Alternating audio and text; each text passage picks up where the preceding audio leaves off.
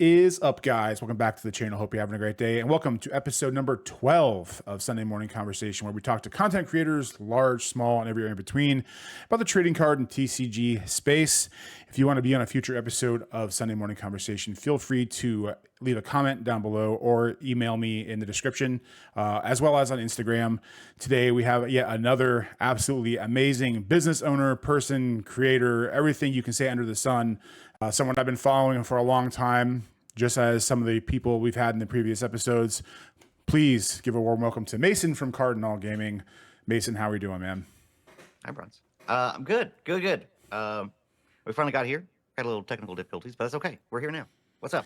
Not much, man. Technical difficulties is the name of the game. Every time I think I've got something set, I gotta have the same settings for a month, and then all of a sudden something goes wrong, and I have to undo and redo everything, and it's just it's a giant mess, but it comes with the territory. So for those who may not know who you are or your footprint on the hobby, why don't you give a little introduction to who you are, what you do, what you own, and all that. What do I own? Ooh.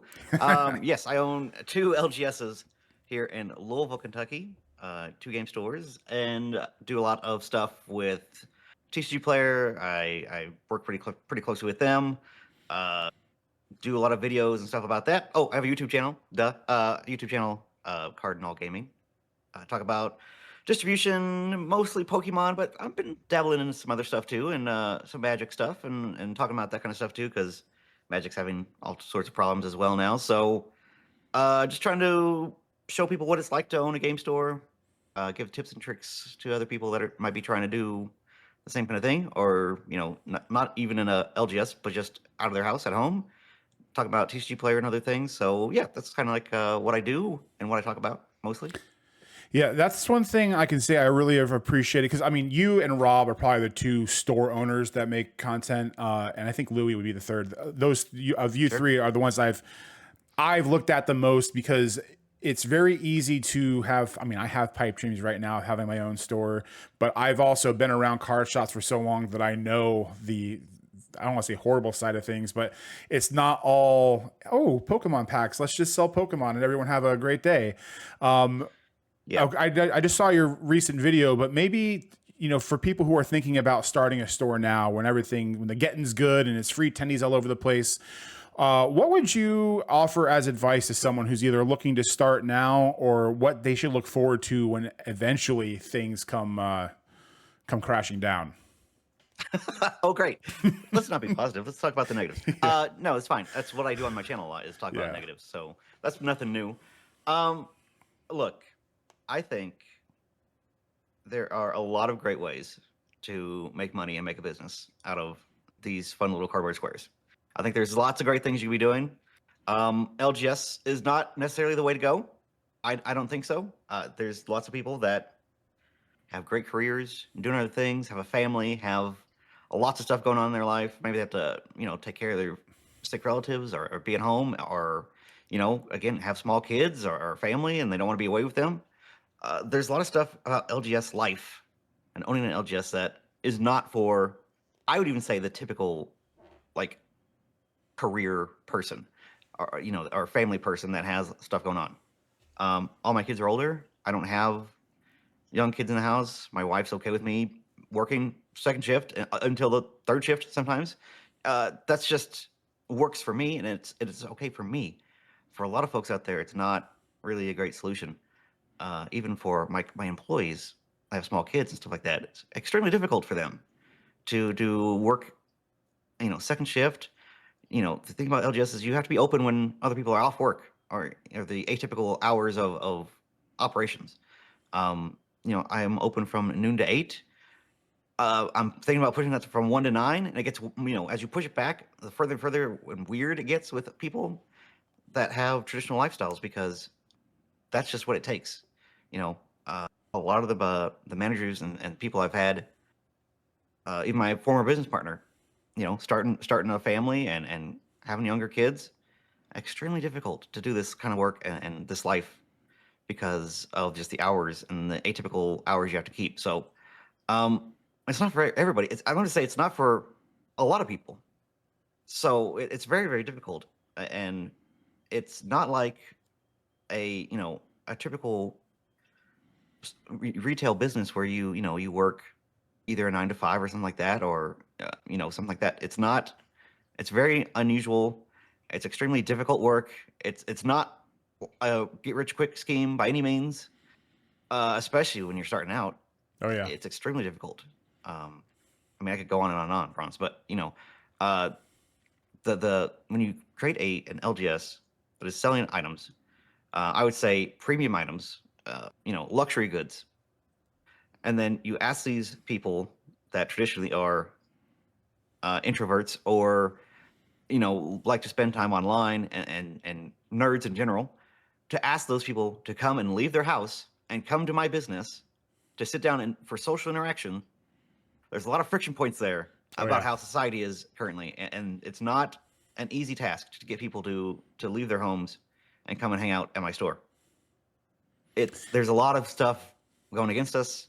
Online retail is actually beating up game stores. If you're not digitized, if you don't have a website, if you don't have all these ways of connecting with customers that are not close to you, or even the ones that are close to you, just a way for them to interact that is getting more and more normal with ordering online and pre-ordering online and stuff like that, you're going to get quickly swallowed up, and the expenses are going to quickly outpace the income, because you don't have a lot of the similar outlets that a lot of retail stores are facing Sure. now with all this type of stuff. So it's very, very difficult to be a social hub for people that are typically not social and don't want to like hang out with people traditionally. It's kind of weird that way. Yeah. What would you say when you started? How long have you been in business? When you opened your first store? How long ago was that? This month is actually our 10th year Oh, of being in a physical location. So kind of crazy, kind of awesome. But yeah. yeah, I like to think of this month, and I'm going to do a bunch of stuff for the store, and some promotional things. I have like little pins made up. I actually have these like on my desk there, like a little. This is the first time I've showed them off. So it's like a 10-year pin, Oh, those look cool. Yeah, yeah. and it's got like a little gold 10-year on it. So it's kind of cool with my logo and everything. So stuff like that. So 10 years exactly. Um, How 10 years long? was a long time ago. A How? lot of things have changed in 10 years. Yeah, absolutely. How much would you say? Because I mean, 10 years ago, obviously, online sales were important. But how much of your sales would you say were online when you first started? Uh, Not a lot. We were selling on eBay. That's kind of like how we got our business up and running, because we do video games as well. And Sure. in 2015, the video games were still popping. Like retro games were super popular. So that was like kind of like our main thing, and TCGs was kind of like the side income. It wasn't really the focus. We you know Pokemon had some little bit success with Pokemon Go. Hidden Fates was one of the first like super like stonky products that we've ever had with Pokemon, but that's kind of was it. There wasn't a whole lot going on. The only reason why I really cared about Pokemon is because I had played it.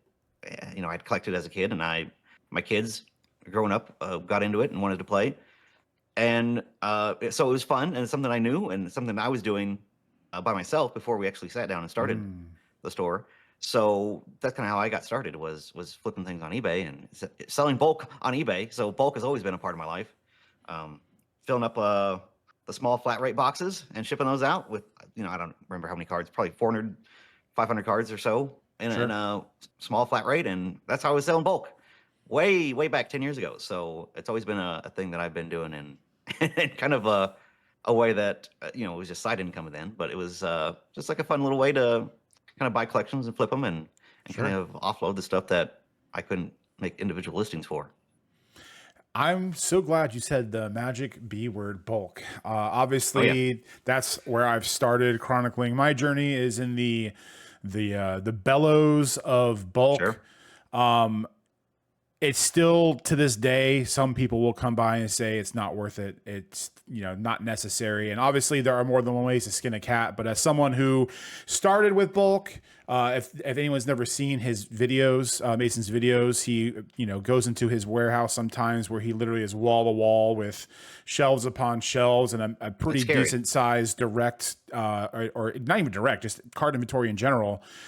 with the way the market is now and how crazy things are, I would love to hear your opinion on how important it is to get used to or start doing the hard, the stuff that's not good, or the not pretty stuff, Yeah. to Yeah. really get a handle on how things will be, and eventually things aren't free tendies, and when it's going to be a little harder to come across the bigger dollar cards, and how important a foundation, whether it's bulk or not, is of the utmost importance in any business. Yes. You have to try to extract any sort of value out of anything that may have value, even the stuff that takes a lot of work. Bulk is one of those things where and Rob says this all the time, it's unlimited. You can go out and find bulk. It's not like super difficult to find bulk. It's difficult to find bulk in mass, but it takes a lot of work, a long time. And the bulk that I've amassed over the 10 years. I probably have somewhere in the range of, I probably have 3 million back there now. This is probably the most I've had in a long time of bulk sitting back there. That's awesome. It's just like, actually, I had an offer for somebody that wants to buy a bulk in mass because I have so much. And they were offering me $35 per thousand. And I'm like, and I still say no. Yeah. Because I know the value of that. I know that when things go back to normal and it's not super stonky, and the stuff is not flying off the shelves, that's going to be my workload. That's going to be my little nest egg, security blanket, whatever you want to call it, of stuff that I can go back and process and still be able to make some money for a relatively nothing into them. Very, very cheap. If you sit down and talk about per card basis, and be able to churn that through, and I have the infrastructure to do it. So no, it doesn't make a lot of sense for me to offload my bulk, because I have my system pretty much optimized to churn through that stuff. So that's the kind of stuff I'm buying right now. I'm stocking up on. I bought at the end of the year last year 2 million Magic cards that I kind of stockpiled in that, and that to go with the Pokemon that I buy very aggressively on. People have a lot of bulk right now, so I'm kind of amassing my own bulk there, just from people walking in stores. There's lots of different ways to do that stuff, and it's not glamorous, it's not fun necessarily, but it is consistent, steady income. That there are routes, if you want to go super automated, you can do that, or you can get out the sorting tray and just kind of bust through it yourself. It's really however you want to do it and how aggressive you want to go in, but it is basically pretty safe as far as, yes, if I do this, I will make some money. Is it going to be worth your time? That's the debate that I get in with people all the time, of whether or not something is worth their time. But that number is different from a lot of people. It's very different for you. It's very different for people that have, again, come home, do this a couple hours at night, that kind of stuff. That situation, your situation, or whoever that person is, situation is far different from me, where I have to pay employees. I have 20 employees between the two stores that have to come up every 2 weeks to pay. So it's not always easy. So that's the type of stuff that I face. I cannot operate this. It's not a passion thing anymore. I have to look at it from a business mindset of everything costs time. That time I have to pay for, all those things that I have to consider that maybe somebody else wouldn't have to. Yeah, I learned that. That's probably the biggest lesson I've learned this year recently was, I spent the last year or two basically just hoarding bulk and going through it as I was going through it in the slowest possible manner, but still making my money back. That I kept focusing on all that instead of all the stuff I probably should have to be able to accelerate. So a couple of videos ago, I'd made one where I was able to liquidate a lot of what I had for a sizable amount of money to, for my level, at least, it was important to do because I didn't have a lot of extra cash. So now that I've got this little boon, I can start doing bigger and better things. And as I was doing it, I had that same mindset that you did, which was I had 3 5 rows of Destined Rivals hollows and reverse hollows, and I know that's something in 5-10 years that's probably going to be like a Sun and Moon set now, and it's that's like the hibernation stuff. Like when a bear goes into hibernation and it has to live off its own thing, that's what bulk is. When things go down, that's the stuff that you can live off of, and it's very, very important. Depending on it just depends on how far you want to take it, but ultimately, if you don't have anything to fall back on, it is going to be a hard time. Now, when you said you have to extract value out of everything, that one thing I wanted to ask you about was, for those who don't know, Cardinal in general, I believe you just started making your own graded card pack. Sure. Ace Trainer packs, right? Yeah. I'm going to link the live that you did. I forgot the other gentleman's name, but you did a live a few weeks ago that I thought was very informative. Because a lot of people who get into doing mystery bags or packs of these kinds aren't very transparent on what they're putting in and the value of things that are going to be in it.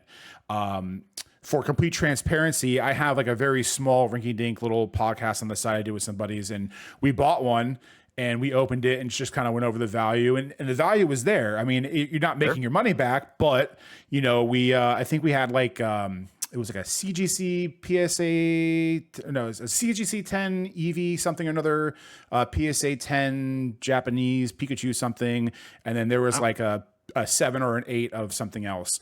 And was it the $125 we spent? No, but mystery packs aren't for everybody. They're for the beginner collector. They're for kids. There's markets for everybody. Would you mind going into detail, like what your thought process was on how you came to going about packaging these up in a way that is still a feel good experience for a customer in a place right now where there are so many people doing grab bags on selling sites that tend to be a little less generous in what you get for your money? Yeah. The other person on that live was Jake. Jake. He has YouTube, and he was known as Pokenomics. So Jake is a silent partner in the store side of things, and that slab project is actually with a different company that we also own as well. So the idea is that we don't like the current mystery products that are out there, like the power packs and things like that are GameStop. There was way too wide a variance and that kind of stuff, for the amount of money. And the idea is that, we make these things, they're small batches. We can control them and operate them. If somebody like a streamer or an LGS wanted to come along and buy a master case of these, if you think of it like, I don't know, batches of like bourbon is what because I'm here in Kentucky. So small batch bourbon, if you want to open a cask of bourbon and get all that bourbon out, it's going to be self-contained. It's all going to be, the flavor profile and everything can be the same. Same idea with this. When we sell out a master case of these slab products, it's not that we're making these on, thousands at a time. No, we make them either 82 at a time, whatever the denomination is for these different sizes that we have. And if you get a master case, you'll get the full range of hits. You'll get the misses. You'll get the 10 or so, kind of like mid-range ones, and you'll get the big ultra rare, the chase one. So that's a different way of doing it, frankly. Just that is nice, and a lot of folks in stores really do enjoy that. That it's you can see the full range right there. If you order a case of power packs, for example, there's no telling what that case is going to have in them. You'll never know. But with these, it's all up front. It's all on the boxes. Again, if you buy a master case, you'll get the full range of all that stuff. There's no guesswork. And it's really fun. It's really fun to do that because it gives people a lot of trust in the product. You don't have to worry about, I don't know if the stuff is actually in there because I opened 20 of them and there was no hits, right? We did it differently in making these small batches so that you can actually control and monitor what hit is this, the price ranges, is all the stuff falling in there correctly. If somebody wanted to do an audit on us of a master case, I guarantee you'll see that you'll get the full range. The value is going to be there, and that we say 100% of the expected value of those range of products, whatever you pay, we have different tiers. We have the 120, we have 200, we have a 500. The entire value of those boxes are back in those products because we create our own stuff and we're able to do that and kind of fill that stuff in there. So if you go and do an audit, especially right now with slabs going as crazy as they are, you'll probably see that it's more value than what it used to be because some of these we've packaged a while ago, right? But we try to make sure that the value is there. The smaller batches allow us to be control with the tolerance more. You don't have to have these weird odds swings where you open a $120 box and you only get $40 worth of slabs. Yeah. Like that's like we don't have to do that because we're able to control them and make them smaller and smaller batches, so that people know when you buy something that you're getting the real deal and not, you know, who knows if the Sumbreon is actually in those boxes. Well, you'll actually see through just the case that somebody out there is going to get that card because that's how we build it out and that's how we want it to be. So that's kind of how those work and kind of how we think it should work, honestly. Yeah. And we've seen a lot of folks going forward with these digital products and products where it's all automated, right? So you see the percentages, you say, oh, there's 104% expected EV for the remaining packs or whatever. That's great information to have. We can't do that in a physical form, obviously, Right. and plus prices fluctuate as they do. But it's the same idea. We're trying to bring that same kind of idea of technology and the work of like sitting down and valuing every slab instead of just throwing a bunch of CGC 8s from WotC that are, you know, worthless bulk slabs for the most part, but giving those all things value and across the board, making these boxes so that they feel good. It's like you got a miss, right? But you got a Pikachu, you got an Eevee, which is Yeah. a lot of people will be happy with. Oh, you know, yeah, you know, absolutely. and If I was a a 10-year-old lot and of I the fun opened that, stuff. I'd be like, let's go. Like, let me go Yeah, trade with and my that's like the friends. whole- And yeah. Yeah, and that's the thing too. Like, because they're handmade and we make them in small batches, we're able to do that. Like, if the hit is a miss, right? We can kind of juice the other slots and put at least a popular Pokemon or something like that. And so because we do it all by hand, we can do it that way. We even have like themed ones. I don't know if you know DJ Poke Center. Mm-hmm. He opened a couple on a live stream for us, and there was a Dragonite themed one. He Oh, had the that's cool. 5 slab products, and it was Rainbow Dragonite and all these Pokemon Go Dragonites, all this cool fun stuff, all in these boxes, and it was a great box with lots of value as well. But you know, for stuff that again we could just do that with any Pokemon or any theming or anything like that. What a cool thing to just randomly find Yeah. and see on a stream and kind of open. It gives a lot of fun and mystique to it. That it's about entertaining and being a good time, trying to make sure the value is there, but that's not really the value necessarily. No.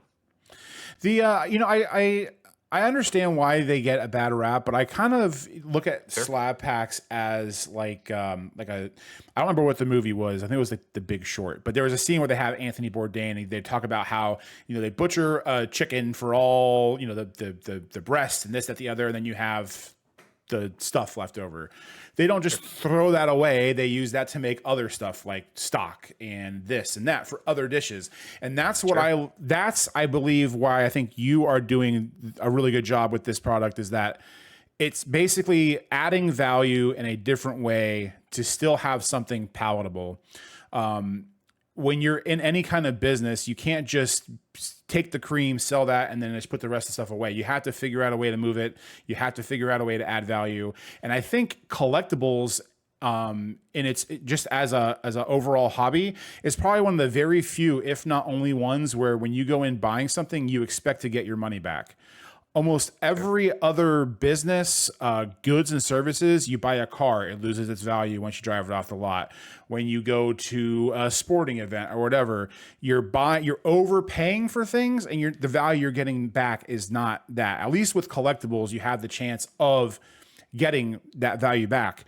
What are some other aspects of maybe your business or the hobby at large where it's a very similar thing to these kinds of grab bags where, you know, there might be hidden value in what you see, but on face value, it may not be what you think it is. Yeah, and I'll say that about the boxes too. That, you know, again, they're made for fun and entertaining. Nobody likes buying I'm throwing out a number. I don't know what the values are. Nobody wants to spend $60 on something and get $20 back. That sucks. That doesn't feel good. But with these mystery products, like for there to be winners, there has to be some losers, right? That's just math. Yeah. But the prospect of not just having a chase, but having the stuff in between, like the mid-range stuff where you're like, okay, I spent $120 and I got $170 back. Hey, that's cool. Like that's, or if we want to go up and look at that value, the fun thing about that is that some people might hit those. They don't even know that they won, right? Because they feel so good about it and they're just cool cards. Yeah. And there's that aspect too. And people don't know that they lose necessarily because it's still fun. It's a fun idea. Another thing, like in store, I do just like bulk lots like you would get on Amazon or that's like the most popular place that people that still have that are making an absolute killing. Like actual millionaire companies that are just churning through these bulk lots, which is insane. But I got banned off Amazon because of that. But hey, that's still in effect. That video was like 2 years ago. There's no convincing Amazon. They don't care. Oh my gosh. So, but we have other places that we sell them, and we sell them on Walmart and other places, and in store, having 50 cards and an ultra rare, with some other hollows mixed in, even from an in-store aspect, those are worthless products, right? Worthless. Yeah. Or at least on face value, if you want to calculate the bulk, whatever it is, right? Sure. An ultra rare, 50 cents, whatever. I sell them for $3 in my store. A parent comes in with their kid. They see booster packs, $9, $10, $15 for a booster pack. Or you have these for $3. All of them have a hit. Every single one, you're going to get something that's cool at the end. There's hollows in there. There's 5 times the amount of cards in a regular booster pack. Mm-hmm. To the parent, that's a great value. Like, that's an incredible value compared to what's actually on the shelf. So all those type of things, it's super entertaining because especially young kids, they don't care. Like, it's Pokemon. They love Pokemon. It could be anything in those packs. They don't care. But you're going to think they're cool. So to make $3 off of otherwise worthless things, it's good for me, good for the business. It's good for the parent to have an option to buy something that is cheaper so that, if the kid does good at school that week, they can get that package at the end of the week and they get 5 times the amount of cards. They always going to have it hit the end, and it feels good. It always feels good for a kid. They don't care about the value. They don't care about all that type of stuff because it's about the entertainment and the joy of opening that versus nothing. Or I'm paying, hey, maybe instead of every week, we can do one every month if you're really good. The incentive's not there.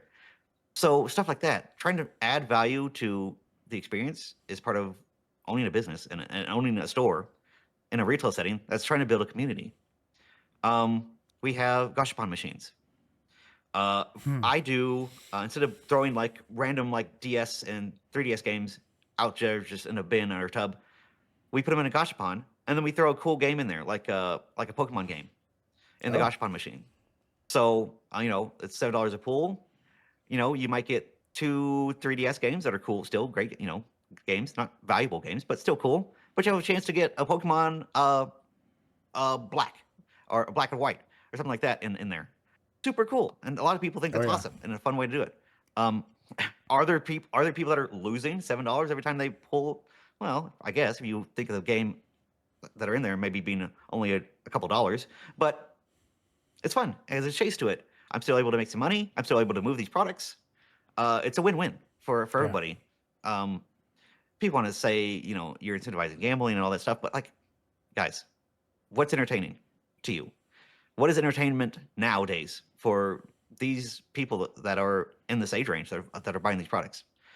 Gambling is, unfortunately, if you want to look at it that way, or fortunately, whichever, entertainment. It's entertainment. So, we've transitioned from maybe traditional ways of entertainment because everything's so free and you can hop on YouTube and get millions of hours of content for free. We don't value movies and TV shows in the same way that we used to, right? All right. All this stuff is considered free. So what's entertainment now? Or what's people spending their disposable income on? Well, it's going to be some gambling products. It's going to be, other ways of going out. And since COVID, that's kind of been the shift, right? Is that people are kind of, oh, I can do this by myself. I don't have to have other people around. And things have gotten so expensive. have you seen the price of go to a concert lately? It's insane. Like, Yeah, it's super crazy. not worth it at all. Do you want to open a couple booster packs, or do you want to go to a concert for an hour and a half and think it's a great time? You know, it's different flavors for different folks, right? So that's just the way that entertainment's having to move.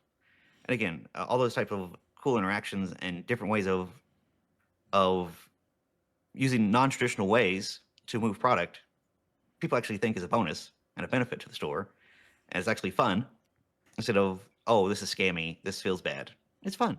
Yeah, I would agree. And you know, taboo is not the right word, but there's the topic of gambling, which is, I mean, I'm in the camp that booster packs are essentially gambling. I mean, if you're trying to open a pack for a particular card, it's a gamble on whether you're not going to get that card or not. So when it comes to more curated things that might have lesser value, at least you know what you're getting and you know what to expect, versus just a 10-card booster pack that either has a $500 card or a burnt Pidgey. So it just, like I said, the value is in the eyes of the beholder. And I think now that there's so much money, more money in Pokemon, at least, that there was, 5-10 years ago, you have so many people talking about all these bigger cards and all these bigger things that the money part is so to the forefront that it pushes out how the normal way of thinking about these cards was, not too long ago. Yeah, I really hate that excuse of like, hey, this is supposed to be fun. This is supposed to be, and I just got a 1-star Google review the other day about somebody saying, oh, this is children's products. Why is it so expensive? It's just like, if the value, whether people like it or not, or like to acknowledge it or not, the value of these items is part of the hobby. It is. Yeah. Tell me why, if I gave you 5 packs of Perfect Order versus a pack of 151, that literally everyone is going to pick the 151 pack. It's because they love the Pokemon, sure, maybe, but like, you have 5 shots at getting something cool in this one. You only have 1 shot in this hand. Yeah. Why? Oh, because the cards are more valuable? That's crazy. Huh. Interesting. Like, let's not play with the idea of like these things do not have a value component to them. They've always had, but even more so than ever now. These things have value, and they're being seen as not just collectibles, but investments, right? So whether you like it or not, this is the natural progression of hobbies in the sense of collecting. And this is not new. This isn't some corruption of things. This is literally how, look across any sort of other hobby of collecting, and the things that are the most desirable are the most valuable. It's just the way it is. Like, there's never going to be a situation where something is super rare and super cheap. It doesn't exist in anything in life. Yeah, hashtag capitalism, baby. That's just, it is what it is, Look, it's. And the sooner that we realize, and I don't want to say get used to, but there is some acceptance, whatever the stages of grief that you are on currently about this hobby being valuable. Yeah. Wherever you are on that spectrum of coping with that, you will eventually get to the point where acceptance is the end. Yep. And we have seen that transition in the past 5 years of people going through this and the absolute backlash. One of the first videos, I have a playmat with my meme of a $7 hot dog on the back wall here, because I don't know if you know the story, Bronze. Do you know about the lore of that? I would love to hear it. I think I've heard whispers of it. Yeah. I'll make it real short. So I did a video where I talked about when the first run-ups of booster packs started to get crazy, where I don't know, it must have been somewhere probably, I don't know what set it was, but it may have been Evolving Skies. I was comparing these things to hot dogs at like a theme park or the zoo or Disneyland or whatever. And I say, hey, sometimes booster packs are more expensive because of what they are and where you're at. Where we're at in the hobby is that people are saying Evolving Skies is a $10 pack, whatever it was. I don't know what it was. Sometimes, depending on where you're at, a hot dog that you can go grill it yourself for, $1. Sometimes they're $7. Just depends on what the situation is.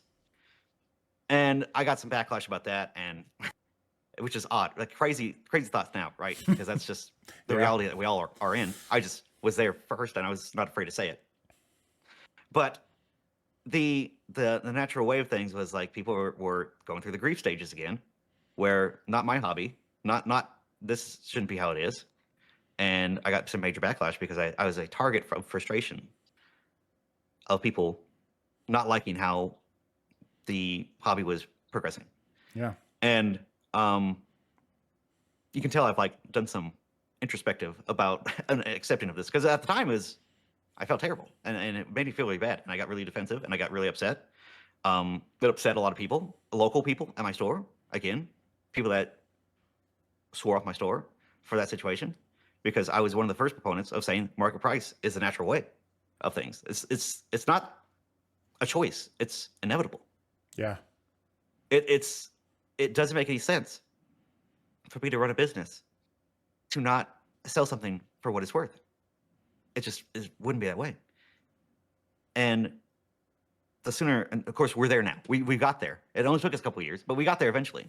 But that is the meme of the $7 hot dog. That was I wear it as a badge now. And actually, that's a playmat that has all the great PokeTubers and people that I've met along the way, different people. So everybody has a sign that, Bronze, if I've met you, if I ever Yeah, I was meet gonna you, say I don't see my please, name on there. But please, yeah, please, we'll please add it hop on the there map, soon. because that's the idea. But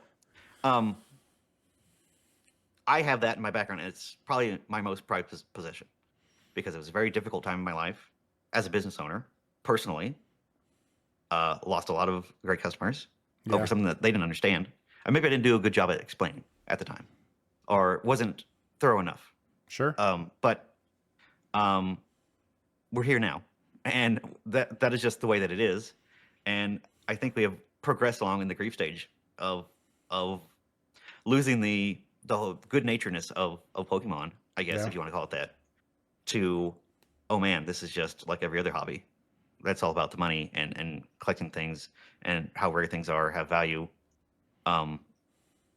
You can point out tons of things that have got us there, but yeah, I consider that a not a badge of honor necessarily, but of a token of me saying something and being not necessarily proud, but having the balls Yeah. to say it when nobody else was, and knowing that I was right, and it's kind of validating. And I look at that now, I'm like, what a time. I would think the same. I mean, you know, for the casual person, you know, they probably just don't understand that when it gets like this, and I only know this from, you know, from my local game stores I deal with, but also from watching you and Rob and stuff. You guys aren't paying below, you know, costs on these. I mean, nowadays with distribution, you're paying basically the market, if not more, because that's kind of the big pain point right now between Pokemon and these wholesalers, right? These wholesalers are marking them up so much that now they being Pokemon are starting to reroute to places like Costco and Walmart more, so that way they can get it out at these prices. But then you got the scalpers, and then the scalpers then in turn try to, like, almost. I compared this the other day to someone to a scene in Goodfellas when there's a guy who's having trouble, so he signs on the boss to help him out. And they just use his credit to just buy and move things at dirt prices just to get the money back. That's how I see this as, is you got all this stuff happening. Scalpers wait in lines to get all these products. Then they have to dump it somewhere. And the only place that they can get to it is stores, because stores have to have product. So then you have this vicious cycle. And a lot of people don't realize that the whole mechanics of it are just completely out of whack. And the only thing that's going to get it in line is an Ice Age, which I think it's coming sooner rather than later. I mean, I think we're right on the same timetable in the last 5 years as this 5 years. What do you think is the timetable for the next year or two? Because I feel like Celebrations 25 was right around the time, maybe the 6 to 12 months time span before things started to calm down a little bit. Yeah, and if I could back up actually, yeah, absolutely, for a little bit, yeah, because I want to add to what you're saying. It's not just, hey, this is the market for everything, right? That's not necessarily like the main thing. People have to also understand, I'm getting less product than what I have previously. Yeah. In the before times, I would buy 200, 250 boxes of product. I think the last wave I've got was for Pitch Black, I think I have allocations of 84 boxes. Sweet. That is a third of what the normal Oh. amount of product that I purchase. Even before my business grew, even before I had a second store, I was buying that many boxes. I have to make Yeah. up that gap of income. I have to. There's no way to sugarcoat it. There's no way to like help you understand. Like, I have to have product for 4 months. And for those 4 months, I buy product and then I trickle it down, right? And I spread it across all those 4 months. When I have 80 boxes instead of the 250, it doesn't go as far, especially now.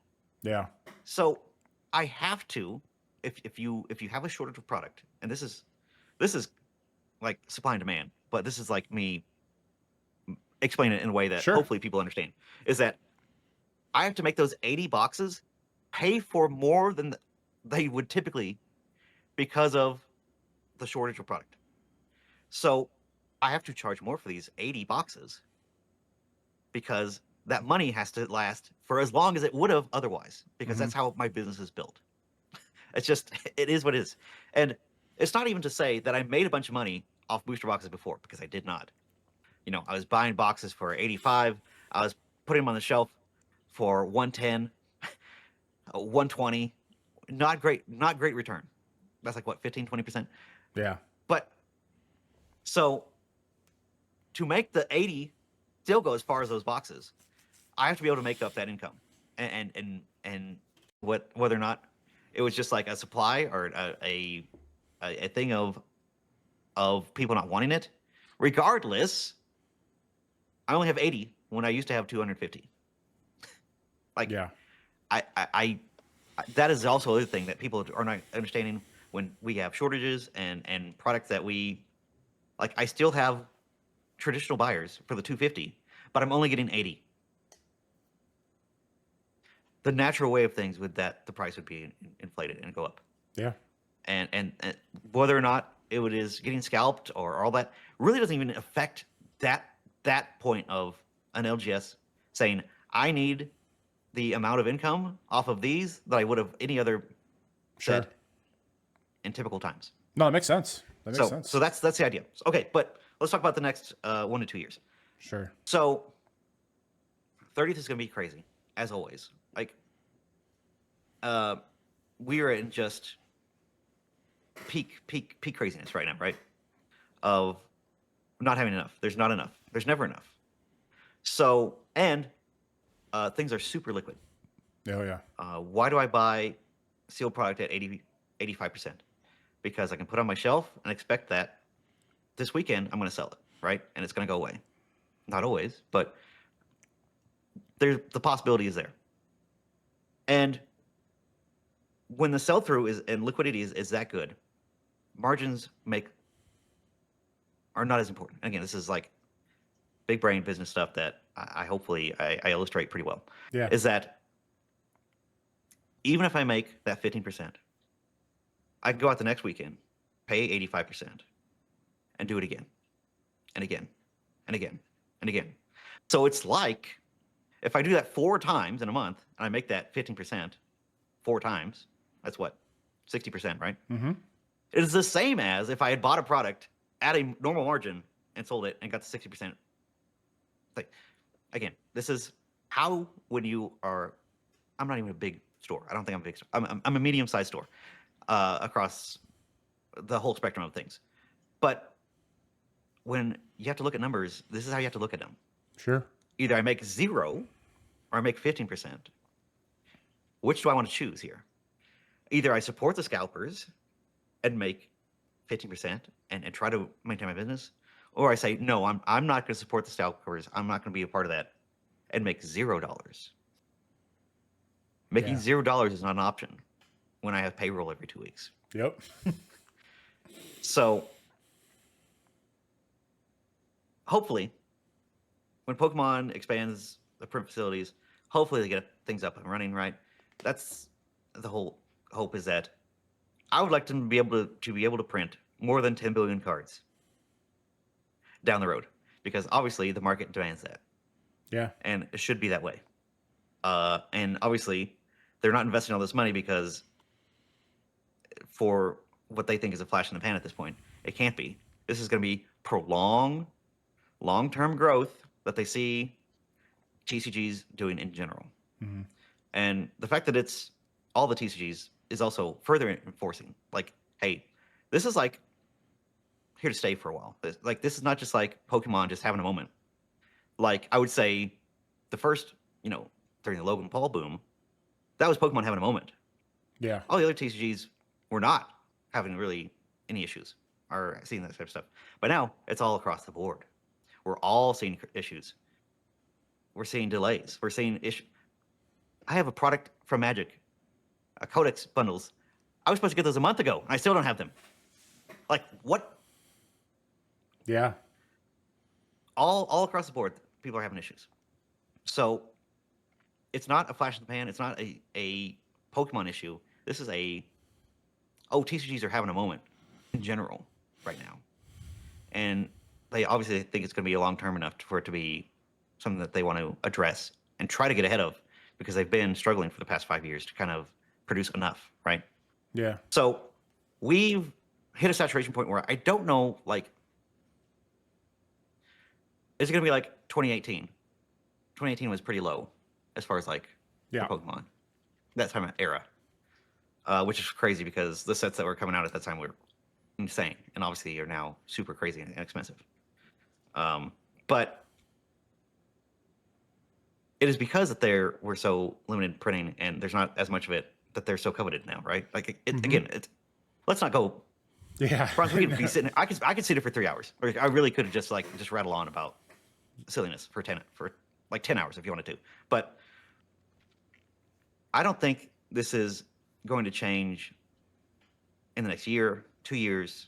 I could see this being prolonged and really interesting. PSA has a backlog of 10 million cards, and most of it's Pokemon. Like, what? We are in a fundamentally different place. The hobby is. It's not a boom. It's not a crazy, like, you could say it was inorganic. But here, 5 years later, we have progressed as a hobby. Again, the maturing of TCGs, Pokemon as a hobby, as a collectible, even say asset. Let's throw it out there, asset. Somebody bought a Pokemon card for $16 million, yo. Like, there's no going back from that. Like, that card could half in price. Okay, so it's only an $8 million card? Yeah. Baseball has had, what, 12 million was the max for a baseball card? I believe so. The Logo Man was, what, 15 or whatever it was million? Like, yeah, even the one that O'Leary bought was, like, I think in that range, like 12, 13 million with his group of investors. Yeah. Hello, the biggest IP in the world, and it's finally caught up to all the other things. Go to a card show. Even go to the biggest card shows in the nation right now. You'll see Pokemon alongside sports cards, sports vendors, people that have been doing it for 20, 30 years. Pokemon's right there with it. To say, like, Pokemon TCG is like the Labubu's is just a silly thing to say. It's an ignorant thing to say. And to think that this is going to all just go away in the next year or two is kind of silly. And that's coming from somebody that is traditionally extremely, like, safe and guarded and not, like, I'm not a bullish person in general. But the facets of this business and of this hobby have changed so much that even if we had a 50% pullback, we're still doing great. We're still doing fantastic, y'all. As far as, like, the value and people being interested and people that want to deal with this stuff. That's great. We're still doing good. I can't wait for it to get to. I would love 50% off right now. That would be so good. How lucky and blessed we are that, even if it was early on, we picked this up. I never expected Pokemon to do what it's doing. Never, right? But I got lucky. I would say that we're all lucky to be doing something that not only that we enjoy, but also, like, it's fun. And I think Pokemon is a great franchise, a very safe franchise, and is not the biggest in the world for no reason. They do a great job, and despite all of my criticisms, you know, a pretty safe place to be, and a good focal point and social interest product for people to be looking at and enjoying. Pikachu's not going anywhere. Charizard's not going anywhere. Mewtwo's not going anywhere. All this stuff is going to be super popular, hopefully for our lifetime, right? So if the TCG interest gets cut in half, we're still higher than what we were in 2018. And all these cards aren't going away. All these people interest isn't going away, because that's not how nostalgia works. That's not how collectibles works. That's not how people that want to relive childhoods work. And I'll say that, people come to my store and I'm right in front of a Walmart and a Target for my second location. And, there's fathers and sons, families that go out and they want to look for Pokemon cards because that's the way it is right now. And people almost talk to me like in like nostalgic, dreamy, weemy vibes of like going out during COVID and like trying to find Pokemon cards. Yeah. Because that was fun. It was it was like a fun thing to do with their kids. I remember doing it with my I know dad. it's like, right. It's not like it was a sad situation, but like it made a memory. And the more that these types of things happen and like people build like, not about the cards. Yeah. It's not about like the financial aspect of, oh, I can pull a $1,000 Gengar from a pack. It's about the memories and stuff like that. That's what keeps this reoccurring. This is what keeps people interested. That's what brought me back into it, because playing the game with my kids. Yep. It's not about the cards. I had a pretty crazy collection back then, but it wasn't about that. It was about the interactions and the fun that I had with my son and his friends, and them all playing, and take them up to the local game store at the time and going and playing there. That was fun. That was a good time. And that's what people remember. So that's not going away. People still enjoy that. Playing the game is more popular than ever still. People, again, enjoy the hunting aspect of it. That's a part of the hobby. The scarcity of product is now a part of the Pokemon TCG hobby, which is it's true. A weird thing to think about. But like that's the memory of that people are developing. It's the literal real world example of going into the wild to try to find and capture a Pokemon. It is the actual packs themselves. Yeah. Yes. I never thought about that. So that's what people are becoming nostalgic for. That's what people want to remember. And that's what's going to bring them back, of that type of fondness and memory of doing something with other people, and the thrill of the hunt and all that type of stuff. Yeah. That is what people are nostalgic for. Doesn't matter what the packs are currently. Doesn't matter that Perfect Orb was a bad set. Somebody found it on the wild at MSRP, and they thought it was the greatest thing ever. And they love it. And down the road, when people go, "Oh man, Perfect Order!" I remember going around and I bought a bunch of that at MSRP, and we had a fun time, and that was great. Like, that's what people are going to remember. Not that Perfect Order was the worst set of all time. It's not, but it's not that it was not at the time. It's not. It's probably the worst set right now, right? But people will be nostalgic for that set for differences other than what's in those packs. Yep. And that's what people don't understand. That's what people need to remember. That's what the hobby actually is. Yeah. Not about the cards. It's about all these other memories and stuff like that. Yeah, that's definitely something that I think it would serve people to remember that, especially going forward, because like you said, there's no end in sight, and it's both exhilarating and exciting at the same time. But we'll see what happens. Before we go, because I know we're getting time to we have to let you go. The one last thing I wanted to ask you about was the Roka Sifter. I know you can't say a lot about it. No, I can. I mean, I can tell you, I can say as much as what everybody else can. What were your opinions on it? Because I know you got to have your hands on it. I was one that decided to kind of wait until it came out to really see if it could do all the things it could do. But you're waiting? Yeah. Oh my goodness. Yeah. Okay. There are two possibilities of the Roka Sifter.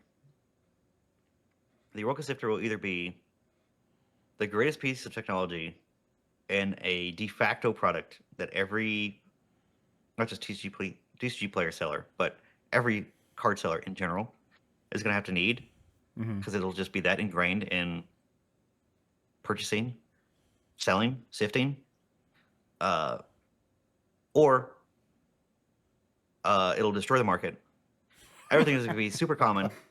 There's going to be listings for thousands and thousands of copies of all these cards on Tcgplayer, and it's all going to be so easy at that point that it crashes and burns the entire reselling side of the business. Yeah. Well, those are the two possibilities. Yep. I'm leaning towards the first one. I think it's going to be a good piece of technology that is, it's accessible enough at the price point. I think it's straightforward enough. There's other ways with scan and identify, and all the other like SourceSwift solutions and all that kind of stuff. But nothing beats an first party, like, this is the thing for the platform. This is the official supported thing that people are going to adopt and pick up and use. Yes, I have talked to the team building it and offered suggestions and gave them lots of insights and hopefully some stuff that they can improve on. But what I saw at Gamma, and that's a trade show that was here actually locally to me, that they kind of debuted the Sift Rat. I was impressed with the technology. I was impressed with what it could do.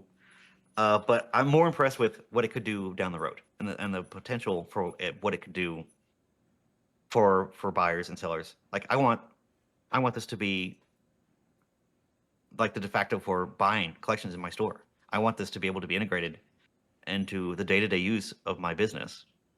I want it to be a tool that I use as much as the sorters, as much as my Fizzbatch, as much as all these other things, because I think it fills a niche that is extremely needed for a price point that's accessible to a lot of other people, that they're going to get a lot of good use out of it. When you look at the big boy Roka, yeah, that's a lot of money. Very cost prohibitive. Very situational. I would say not everybody needs a sorter. Everybody needs a sifter. Everybody needs one of those. For the sake of giving you your time back and be able to sift out, yes, I want to list this. No, I don't want to list this. Or this isn't worth my time to list. That in itself is such a useful tool that I don't think a lot of people are. And something I always preach is time, factoring the time and valuing the time. $700 to save your time over the entirety of you selling cards, it's a small price to pay. Yeah, it's probably something I'll end up doing. I don't know. I talked to Chase a couple weeks ago, and he got me thinking about some things, and especially because I'm starting to do more and more with other games, but because I was doing Pokemon so much and how miserable Scan and Identify is with Pokemon, I was starting to like, I don't know if this is going to be the same software or not, so maybe I'll see where it goes. But ultimately, I think you're right. It's just going to be one of those things that's going to benefit everybody, and to bring that doom and gloom that I started with at the beginning. The worst case scenario is everything just goes belly up, but I don't see that happening. I think a lot of people who buy one are going to jump into it not even doing any of the grunt work to begin with, and it's probably going to be something a lot of people don't want to continue with, knowing that there's going to still be a decent amount of work involved. So it'll be interesting. When does it come out? It comes in like a month or two, right? September is what they said the first ones are going to be shipping. Hopefully I get my hands on it maybe a little bit sooner. Yeah. Maybe I'll be able to cash in some good grace. I don't know, but no, I'm very excited for it. I think it's going to be, again, something that I'm going to use on a daily basis in my stores. So hopefully it's something that hopefully we will actually see good use for. I think that's exciting. Yeah. Well, dude, man, I appreciate it again very much for coming by. Sorry. I'm sorry. Again for I'm the... sorry. I'm sorry it was so short. I'm sorry that No. I try to stick to an we hour because I know everyone's busy and stuff. So I just, we it is what like I it said, is. I So could do this. I could do this for hours and hours and hours. So thanks for having me. Appreciate yeah, you. no problem. I plan on having repeat casts down the road. So, we'll link up again soon. Before we get to it and we end this thing, if you want to remind people one more time where to find you, and I'll make sure we have links to everything that you need in the description so we can get you taken care of. Yep. I'm Cardinal Gaming here on YouTube. I am locally. If you're in Louisville, I would hope that you maybe have heard of me, but if not, come and see us. And people travel too. I'm down to always give people a VIP tour if they come by the store. If they're from out of town or wherever, I don't mind that.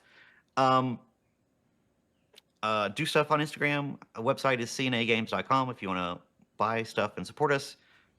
Whatever you guys want to do, that's awesome. Always happy to talk to folks, other people that are starting the business and kind of getting in the business of selling cards. Happy to throw some ideas around, talk to you.